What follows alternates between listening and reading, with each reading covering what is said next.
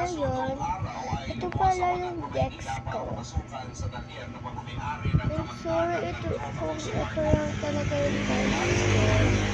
Kasi guys, alam ko wala akong mini Dorabox, kaya ito na lang. Yan, nag-alcohol muna tayo. At guys, mag-face review na ako.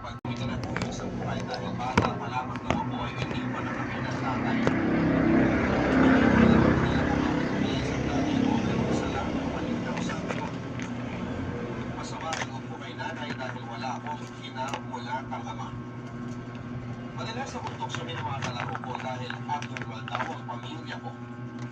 Dapat daw kasi ay merong tatay at nanay.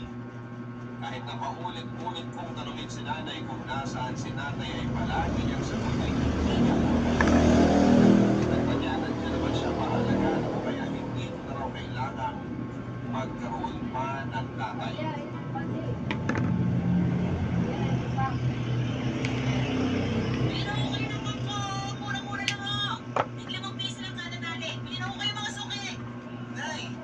Pwede na po ba akong umalis? Kasi niyayaya ako ni Pedrin na mag-computer eh. Eh, Lucho, anak. Alam mo namang araw ng palengke ngayon. Kailangan ko yung tulong mo para naman makarami tayo na mabenta ang kapot. Kaya niyo na po yan, Nay. Di ba palagi naman kayong nandito sa palengke?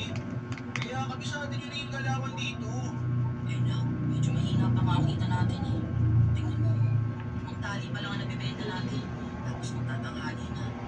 Kailangan maubos natin itong 50 pirasong tali na titira para kahit pa paano may pambili tayo ng bigas sa tuna. Eh, pwede naman po tayo umutang kina Aling Marites kung sakaling hindi po natin maubos yung mga kampo ngayon, di ba? Kaso nagagalit sa atin si Marites dahil hindi pa natin mababayaran yung utang natin ng isang linggo sa kanila. Kaya sinabihan nila ako kanina na bawal daw muna tayo kumuha sa tindahan niya.